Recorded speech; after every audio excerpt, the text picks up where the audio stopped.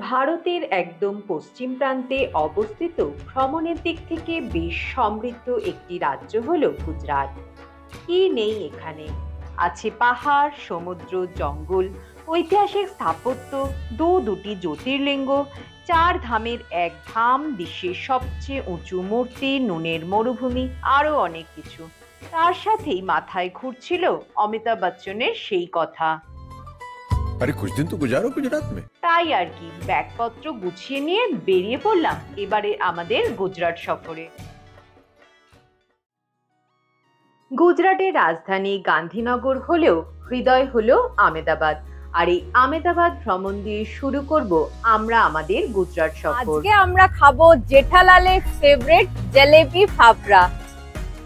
বিদেশি বস্ত্র বর্জনের আহ্বান জানান, তখন কিন্তু তিনি নিজের হাতে এই চরকাতেই সুতো কাটতেন।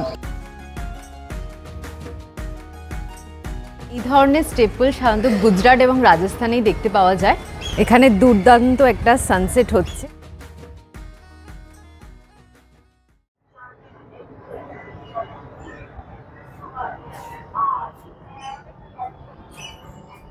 গুড মর্নিং, কেম ছো? আমরা পৌঁছে গেছি গুজরাটের আহমেদাবাদ জাংশন।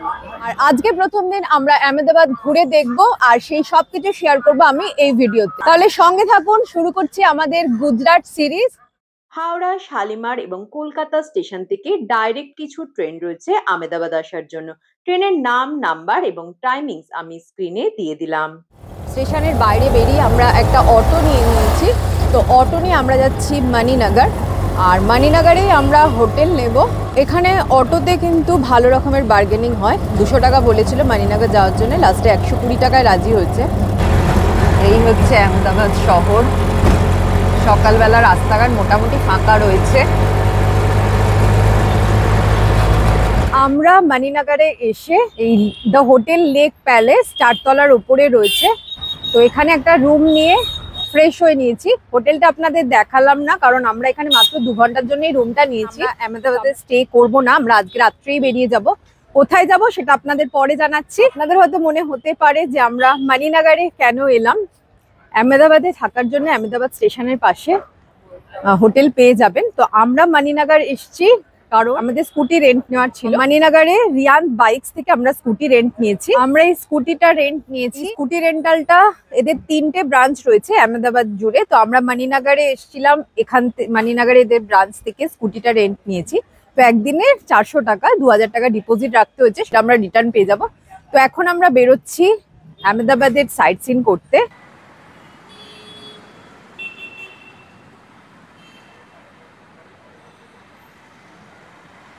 সিগন্যালিং ব্যবস্থা এখানে নেই বললেই চলে। বেরিয়ে আমরা এখন চলে এসেছি ব্রেকফাস্ট করতে। তো আজকে আমরা খাবো জেঠালালের ফেভারিট জলেবি ফাফড়া। আমরা চলে এসেছি চন্দ্রবিলাস রেস্টুরেন্টে। তো এখানেই আমরা জলেবি ফাফড়া ট্রাই করব। জেঠালালকে তো নিশ্চয়ই আপনারা জানেন, যারা জানেন না তাদের জন্য বলে দিই। সব টিভিতে একটা হিন্দি সিরিয়াল হয় তারক মেহতা কা উল্টা চশমা, তার যে main character Jethalal, Gujarati family, তার কিন্তু ফেভারিট ব্রেকফাস্ট হচ্ছে জলেবি ফাফড়া। তো আমরা জলেবি ফাফড়া তো ট্রাই করব, তার সঙ্গে আরো কিছু গুজরাটি আইটেমস আমরা ট্রাই করব। এই হচ্ছে ফাফড়া, ये बेसन से बनता है। এই যে ভেজে এরকম ঢোকলাও রয়েছে ব্রেকফাস্টে।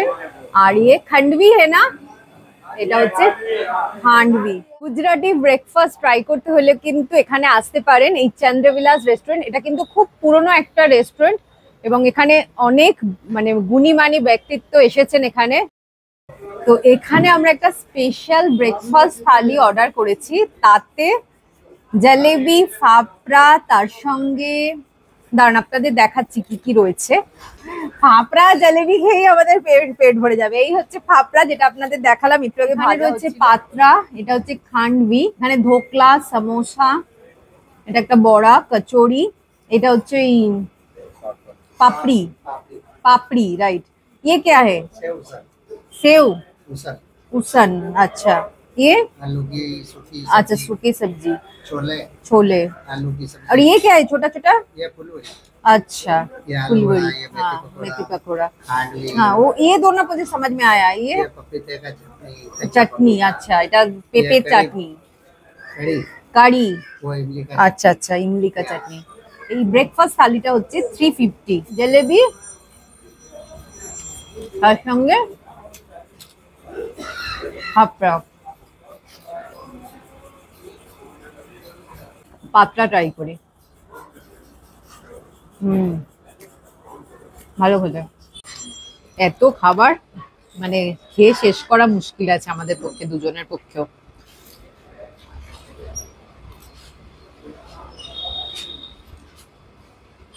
ঢোকলাটা কি ভালো খেতে, কি সফট, মুখে দিলেই মিলিয়ে যাচ্ছে। তো এখানে আমরা থালি খেলাম, তার সঙ্গে আরো এক্সট্রা জলেবি নিয়ে আমাদের 430 টাকার মতো বিল হয়েছে। কিন্তু আঙ্কালজি আমাদের থেকে পেমেন্ট নিচ্ছে না, কারণ আঙ্কালজি কোনো ফুড ব্লগার, ট্রাভেল ব্লগার, যে কোনো ব্লগারদের থেকে কোনো পেমেন্ট নেয় না। অনেক বলছি কিন্তু নিচ্ছে না। Thank you so much, thank you so much. গুজরাটে এসে প্রথমেই এখানকার মানুষদের প্রতি একটা রেসপেক্ট বেড়ে গেল। আঙ্কালজি এত ভালো, সত্যি খুব খারাপ লাগছে এতগুলো টাকা, কিন্তু উনি বললেন না না, কারুর থেকে নি না যখন, আপনাদের থেকেও নেব না। তো এবার আমরা শুরু করব আজকের সাইট সিন।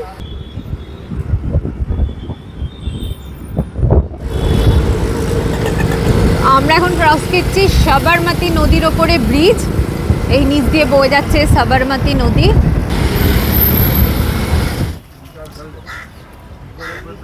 আমরা এখন চলে এসেছি সবরমতী আশ্রম। গান্ধীজি ওনার জীবনের বেশ কিছুটা সময় এই সবরমতী আশ্রমে কাটিয়েছিলেন। পাশ দিয়ে বয়ে যাচ্ছে সবরমতী নদী। তো এই সবরমতী নদীর তীরেই গান্ধীজি এই আশ্রমটা তৈরি করেছিলেন। গান্ধীজি যখন 1915 সালে দক্ষিণ আফ্রিকা থেকে চলে আসেন, তারপর উনি ওনার 28 জন সঙ্গীকে নিয়ে সবরমতী আশ্রম তৈরি করেছিলেন। কিন্তু প্রথমেই এই আশ্রমটা ছিল না, যেটা প্রথম তৈরি করেছিলেন সেটা ছিল এখান থেকে 10 কিলোমিটার দূরে ওনার একজন সঙ্গীর বাড়িতে। তখন ওই আশ্রমের নাম ছিল সত্যাগ্রহ আশ্রম। তারপর 1918 সালে 17ই জুন এই সবরমতী নদীর তীরে তিনি আশ্রম প্রতিষ্ঠা করেছিলেন। এই যে আশ্রমে যে জমিটা ছিল সেটা কিন্তু ছিল একটা শ্মশান ভূমি এবং কারাগার। সেই জমিতেই এই আশ্রমটা তৈরি করা হয়।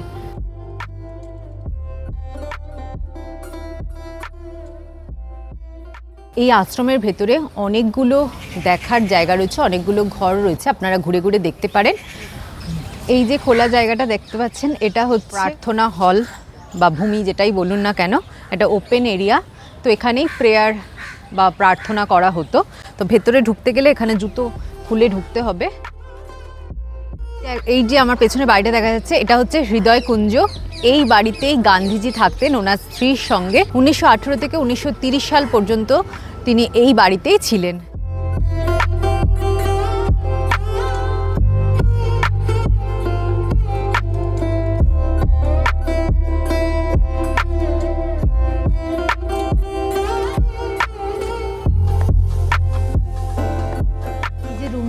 এটা ছিল গান্ধীজির স্ত্রী কস্তুরবা বাইয়ের। আর এই রুমটা হচ্ছে কিচেন। গান্ধীজি যখন বিদেশি বস্ত্র বর্জনের আহ্বান জানান, তখন কিন্তু তিনি নিজের হাতে চরকাতে সুতো কাটতেন। এই রুমের ভেতরে সেই চরকাটাও রাখা রয়েছে। এখানেই সেই চরকাটা রাখা রয়েছে, যেটাতে রয়েছে ওনার হাতের ছোঁয়া। তার সাথে এখানে ওনার বসার জায়গা এবং ওনার ব্যবহৃত টেবিলও রাখা রয়েছে।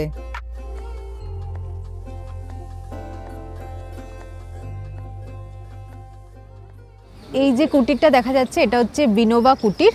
তো এটা মীরা কুটির নামেও পরিচিত। মীরা যেমন শ্রীকৃষ্ণের প্রতি নিজেকে সমর্পণ করে দিয়েছিলেন, তেমনি বিনোবা দাভেও গান্ধীজির আদর্শে অনুপ্রাণিত হয়ে সবকিছু ত্যাগ করে এখানে চলে এসেছিলেন।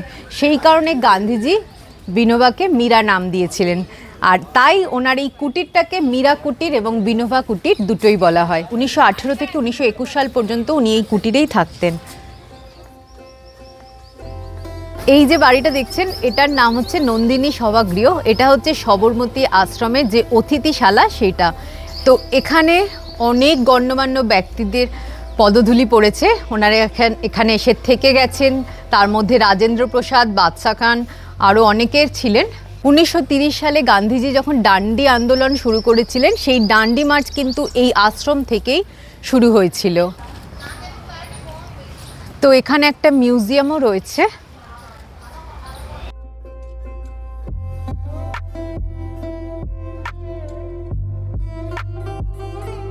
গান্ধীজির জীবনের নানা ঘটনা, ওনার স্বাধীনতা সংগ্রামের নানা কর্মকাণ্ডের ছবি দিয়ে এই পুরো মিউজিয়ামটা সাজানো রয়েছে।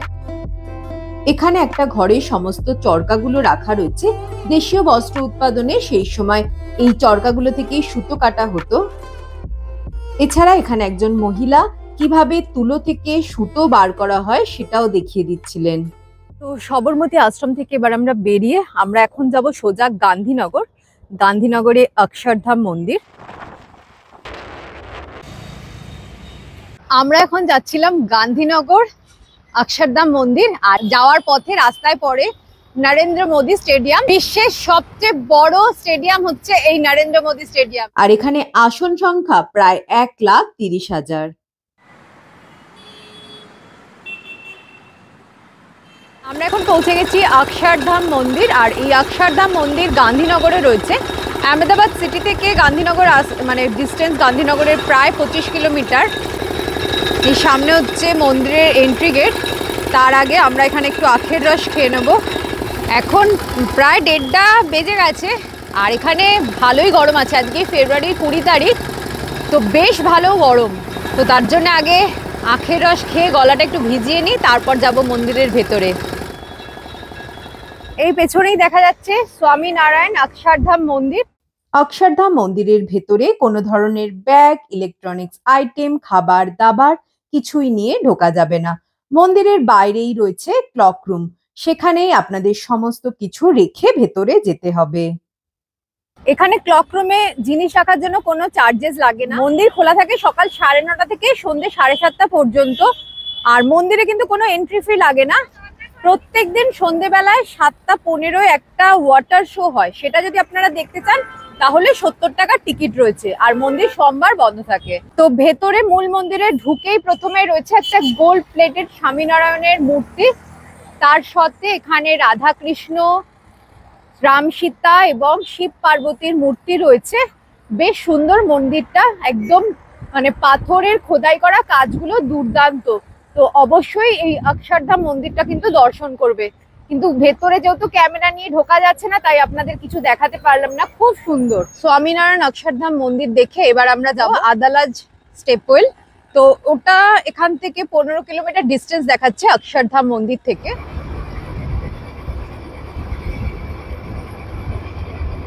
আমরা এখন চলে এসেছি আদালাজ স্টেপওয়েল, যেটা রুদাবাই বাউরি বা ভাও নামে পরিচিত। গুজরাটি ভাষায় কুয়োকে বলা হয় ভাও বা বাউরি। আর এই যে স্টেপওয়েলটা রয়েছে সেটা রয়েছে আদালাজ নামে একটা জায়গায়, আর সেই কারণে এই স্টেপওয়েলটা আদালাজ কি ভাও নামেই বেশি পরিচিত। 1498 সালে বাগেলা বংশের রাজা রানা বীর সিং এর স্মৃতিতে এই স্টেপওয়েলটা নির্মাণ করা হয়েছিল। এই স্টেপওয়েলটা নির্মাণের কাজ শুরু করেছিলেন রানা বীর সিং। তারপর পার্শ্ববর্তী রাজ্যের রাজা মামুদ বেগাদার সঙ্গে ওনার যুদ্ধ লাগে। সেই যুদ্ধে রানা বীর সিং পরাজিত এবং নিহত হন। ওনার মৃত্যুর পর মামুদ বেগাদা রানা বীর সিং এর স্ত্রী রুদাবাইকে বিবাহের প্রস্তাব দেন। তো রুদাবাই এই বিবাহের প্রস্তাবটা মেনে নেন, কিন্তু একটা শর্ত দেন যে ওনার স্বামীর যে অর্ধসমাপ্ত এই স্টেপওয়েলটা রয়েছে সেটার কাজ সম্পূর্ণ করতে হবে, তারপর উনি বিবাহ করবেন।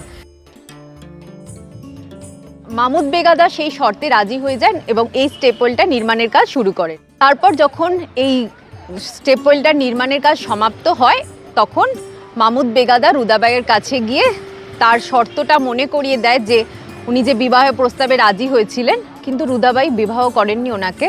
তার স্বামীর স্মৃতিতে তিনি এই স্টেপওয়েলটার প্রদক্ষিণ করে এর জলেতেই নিজের প্রাণ বিসর্জন দিয়েছিলেন।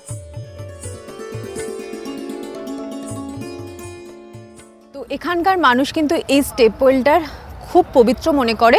এখানকার যে কোনো শুভ কাজে, বাড়ির যে কোনো শুভ কাজে জল ইউজ করা হতো তখনকার দিনে। আর এই স্টেপওয়েলটা শুধু যে একটা কুয়ো তা কিন্তু নয়, এটা হচ্ছে একজন স্ত্রী তার স্বামীর প্রতি যে ভালোবাসা সেইটার নিদর্শন হচ্ছে এই স্টেপলটা।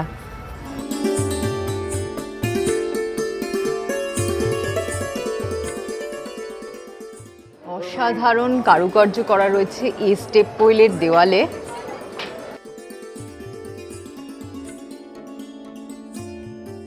পুরো পাথর কেটে তৈরি।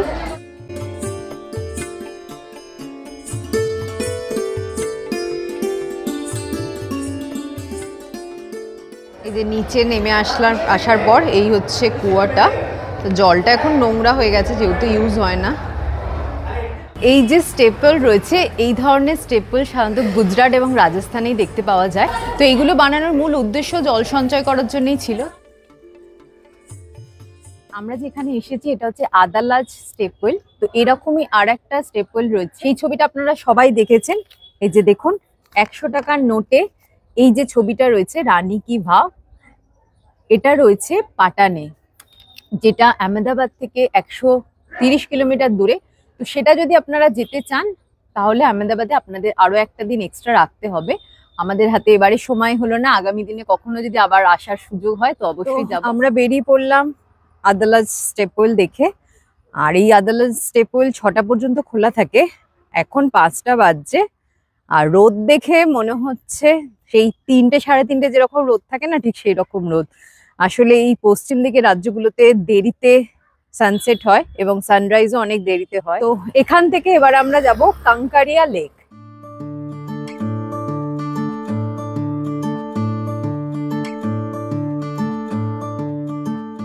পৌঁছে গেছি কাঙ্কারিয়া লেক, আর এখন সানসেটের সময় হয়ে এসছে।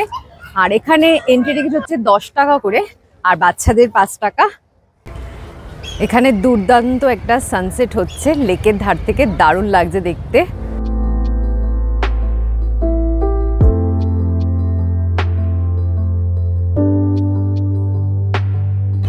আকাশটা দারুণ লাগছে। তো এরকম পুরো রাস্তা করা রয়েছে লেকের ধার দিয়ে, হেঁটে হেঁটে ঘোরা যাবে। পুরো পার্কটা ঘোরার জন্য এখানে দেখুন এরকম টয় ট্রেনও রয়েছে।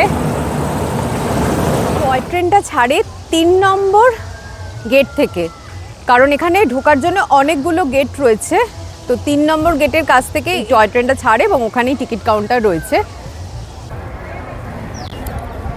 সূর্যাস্তের পর আকাশটা দেখুন কি ভালো লাগছে, একদম অরেঞ্জ হয়ে আছে। এই লেকের ভেতরে এখানে এরকম একটা ফুড কোর্টও রয়েছে। এখানে রয়েছে একটা অ্যামিউজমেন্ট পার্ক, এটা এন্ট্রি হচ্ছে ফ্রি, কিন্তু ভেতরে গিয়ে কোনো রাইডস নিলে সেক্ষেত্রে আলাদা টিকিটস রয়েছে।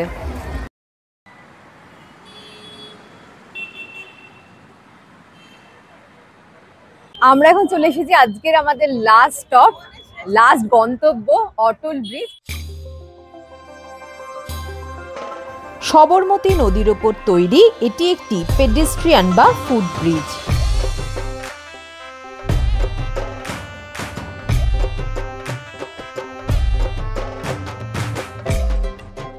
আর এই ফুট ব্রিজে ওঠার জন্য টিকিট আছে, টিকিট হচ্ছে 50 রুপিস পার পারসন। একটা ফ্লাওয়ার গার্ডেনও রয়েছে যার টিকিট মূল্য হচ্ছে 40 টাকা। আর যদি আপনারা দুটো একসঙ্গে টিকিট কাটেন সেক্ষেত্রে 70 টাকা টিকিট মূল্য।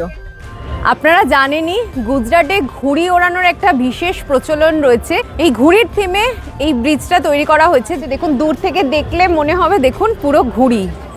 এই যে পুরো ব্রিজটা রয়েছে এটা 300 মিটার লম্বা আর চওড়ায় প্রায় 10 মিটার হবে। এই অটল ব্রিজ দেখতে আসলে সন্ধেবেলায় আসলে বেশি ভালো লাগবে, লাইট জ্বলে উঠেছে তার ফলে দারুণ লাগছে দেখতে।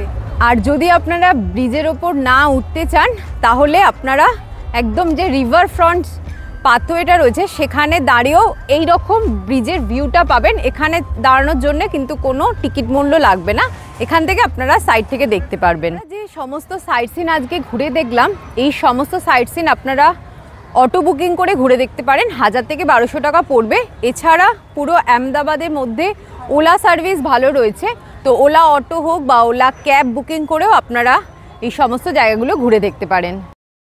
আমরা লাগেজ নিয়ে এখন চলে এসেছি গীতা মন্দির বাস স্ট্যান্ডের কাছে। তো আজকে আমরা এখান থেকে বাস ধরে যাব দিউ। তো আহমেদাবাদ থেকে দিউর জন্য বাস সার্ভিস বেশ কিছু অপারেটরস আছে, তো আমরা জয় ট্রাভেলস থেকে করেছি। তো ওরা আমাদের ফোন করে লোকেশন বলে দিয়েছে, তো সেই লোকেশনে আমরা দাঁড়িয়ে আছি। তো আমি অনলাইন থেকেই টিকিট করেছি রেড বাস থেকে। আমাদের এখান থেকে 10:25-এ বাস রয়েছে, তো কাল ভোরবেলায় গিয়ে আমরা পৌঁছে যাব দিউ। তো এই আমাদের বাস চলে এসছে, তো এই পুরো লাইট আমাদের এই সিট আপার সিট পেয়েছি। তো এইখানে পুরো একদম বক্স সিস্টেম, ওখানে একটা র্যাক মতো রয়েছে যেখানে আমরা লাগেজ রেখেছি, তো বাকি এখানে দুটোর লাগেজ রেখেছি। আর এই হাইটটা খুব কম, লম্বা মানুষদের ক্ষেত্রে একটু বসে থাকতে অসুবিধা। ব্ল্যাঙ্কেটস দিয়েছে। তো কাল দিউ পৌঁছে আবার আপনাদের সঙ্গে দেখা হচ্ছে, এখন শুধু ঘুমাবো।